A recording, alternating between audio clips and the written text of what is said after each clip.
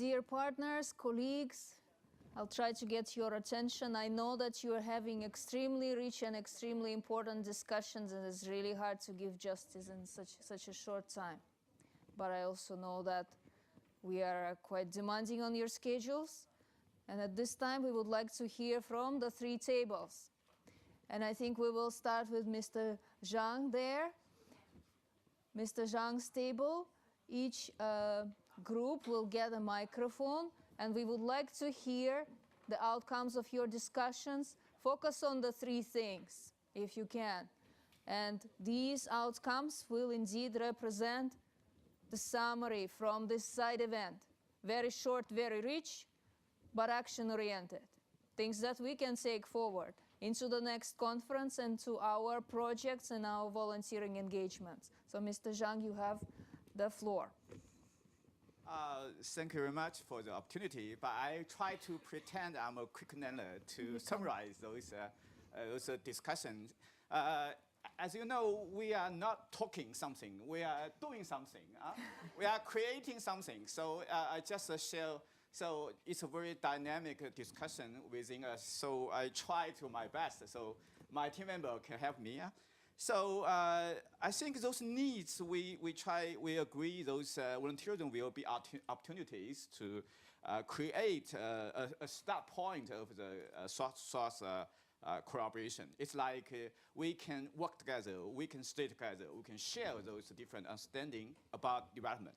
So it's very crucial. Second is, we should recognize those positive, those even globalization is a very complicated terminology or phenomenon. So there are many positive advantages about those international volunteers when they back to the home country. They will share those great skill and good views and those understanding about other countries. The third thing is about, we need, we understand that we should create more and more opportunity for those volunteer assignment, both national and international. So we are trying to create some, should we convince someone? No, we should demonstrate those value. For example, maybe the Blue Room talk is a very good sample. So another one is we try to think about those, I think our minister remind us we should have some regional, outlook, we should have regional agenda and understanding about those volunteerism, and we should need more and more skilled volunteers, and we should have some common, those standard or curriculum for those capacity building. So it's very important because we need more and more human resources. And we also have some, those use how to maybe use is, when we think about those youth volunteers, it's like we work together to build up our future. So it's volunteerism is a very best way or a very, very effective way to enhance this capacity. At the same time, we also need to create more opportunity to voice the voice of those volunteers. And another very important opportunity we need is like we should pay attention to the different group. Those elder group is very important for us. And the last one is we should we not create a more new connection. We should how to enhance, how to strengthen those existing connection between South and North and to South countries, because those we believe volunteerism will give us even in different country, different contexts, we will get the same value because we are create same those future is for our sustainable development. So thank you very much.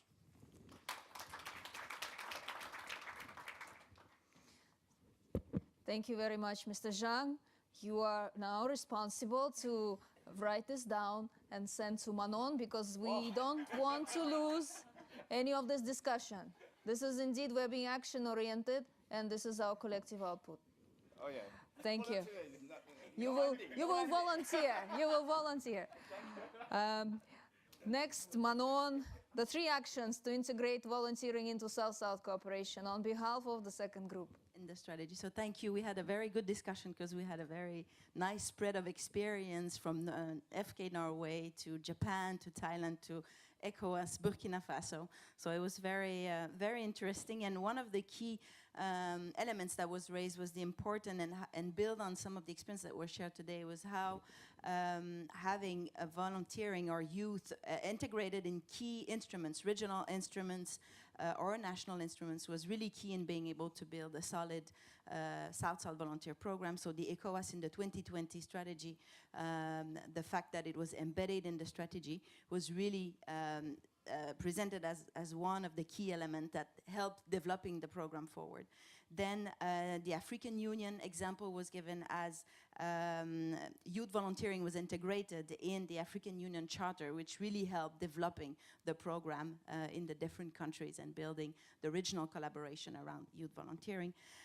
There was also the experience from Norway on mentioning that when 2 countries already have corporations, it really facilitates integrated. If they already have cooperation on financial and economic or technical cooperation, it helps facilitate as well the people-to-people exchange. So that's the first point. The second one is being an instrument is not enough. We need a lot of political will, a lot of lobby. There's some data already existing that show that in some contexts, South-South through volunteering can be better result than North-South. Depending on, you need to analyze which model is the best in which context, but showing those different models, North-South, South-South, and disseminating the results is very, very important. And the third element that was mentioning is we talk about the principle of South-South cooperation, reciprocal, win-win approach. How do we ensure that those principles actually translate into action? And that we really need to build the trust among the partners. Sometimes we think about developing your own volunteering program. It's about me sending my volunteers abroad, but this dialogue among the 2 countries is the key factor of success. If you start with building that trust, you can actually build your program on very solid base that is a really reciprocal and win-win approach for the 2 countries. No? Thank you. Thank you very much, Manon. On behalf of Table 3, how can we better connect and promote the shared value between national and international volunteer efforts? Lauren. Thank you, Alexandra. And firstly, thank you to Table 3. We could have debated this question, I think, all day. And I think we're still going, and it might continue afterwards. The first debate that we had on this question was actually questioning the question in the first place. Is there that much of a divide between national and international? Sometimes volunteers at the local, regional, and national level, at a different point in their life, they can easily become volunteers at the international before going back to the local. So there's a debate a little bit about the volunteers just being at a different point in a continuum there. But in terms of 3 takeaways from the discussion, the first is understanding the motivations, why people want to volunteer. And this changes at different points of their life. We had a great discussion on what motivates young people in terms of getting experience, skills, before entering the workforce. And that's a very different motivation than a professional who's retiring and has a sense of service to give back and share their knowledge and keep sharing that knowledge. So the need to understand motivations was very important. The second idea was the role of new models of volunteering to break down barriers, and online volunteering was discussed there, that it's essentially irrelevant whether you're at a national, local, regional, or international level if you're volunteering online. A third option, a third idea that we had was the importance of making sure we've got the right skills match. So that means the skills that what do we have to give, and also what do we need, and the role for a third party or trilateral relationship to help facilitate that. And I might be cheeky and add a 4th one because it was handed to me on a piece of paper just as we finished the discussion. And it was about the idea of linking up volunteering organizations so that they can somehow share knowledge. And I think there was a good example earlier between TICA and Koika, and that sort of sharing experience, there's a lot of potential there as well. So thank you for the 4. Thank you very much. Thank you very much to all the 3 tables, to all the colleagues around the tables. You've done the job for me. I'm not attempting to summarize. On the contrary, we will responsibly take all the notes and move them forward to the next year's conference and discussion. I think there is a great consensus in this room that volunteering is a great force for South-South, South-South cooperation that is rooted in the South-South principles, and it addresses the key dimension of South-South cooperation, that is the people's dimension, as it enables people-to-people cooperation. With this, I'm very pleased to invite Mrs. Jingfang Zhao, Vice President and Secretary General of CVF, to give her closing remarks. Thank you.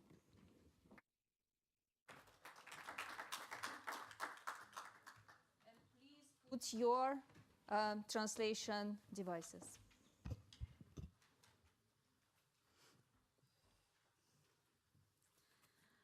尊敬的丁查德先生、女士们、先生们，全球伙伴关系会刚刚结束，下午我们又在此举办了南南合作促进可持续发展编会。这次会议是对2015年国际志愿服务交流大会的延续，也是我们支持南南合作、促进南南合作的一次新的探索。在此，衷心感谢与会代表的积极参与和踊跃发言。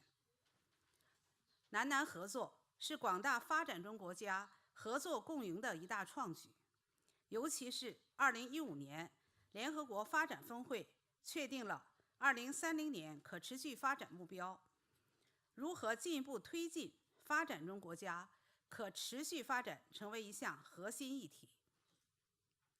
就此议题，我们在全球伙伴关系会议期间，已经与有关国家组织进行了很好的交流。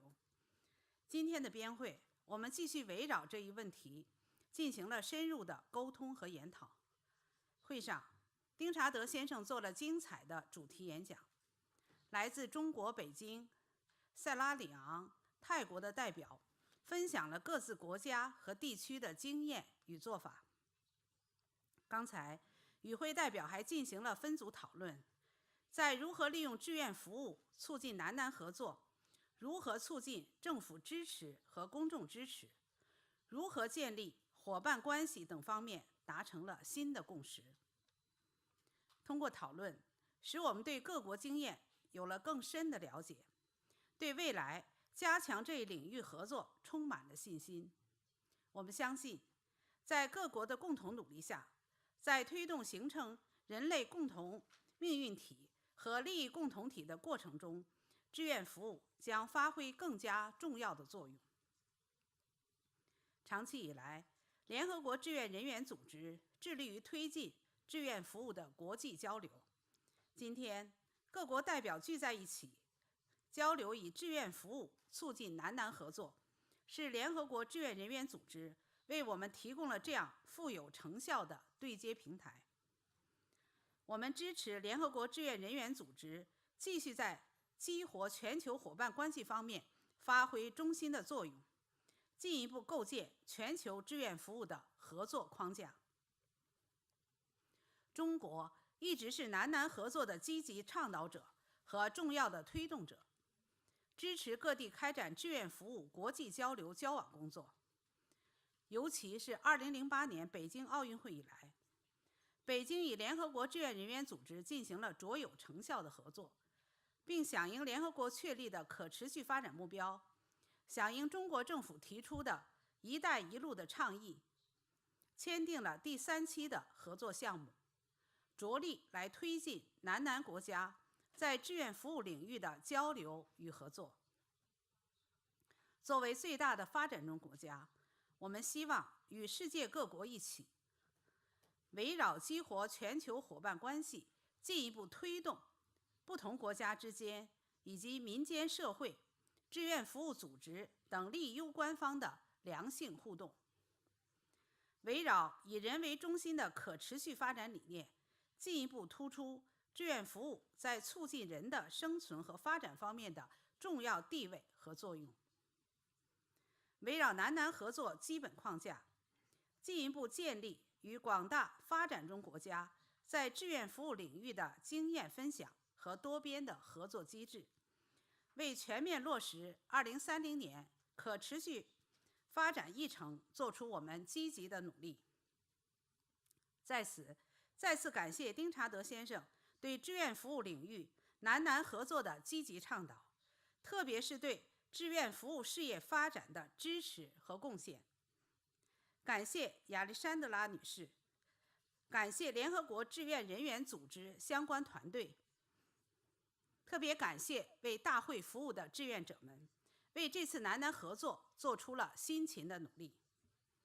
借此机会，我也代表中国志愿服务联合会，热诚地欢迎大家参加在北京举办的下一届国际志愿服务交流大会。我们在北京再见，谢谢大家。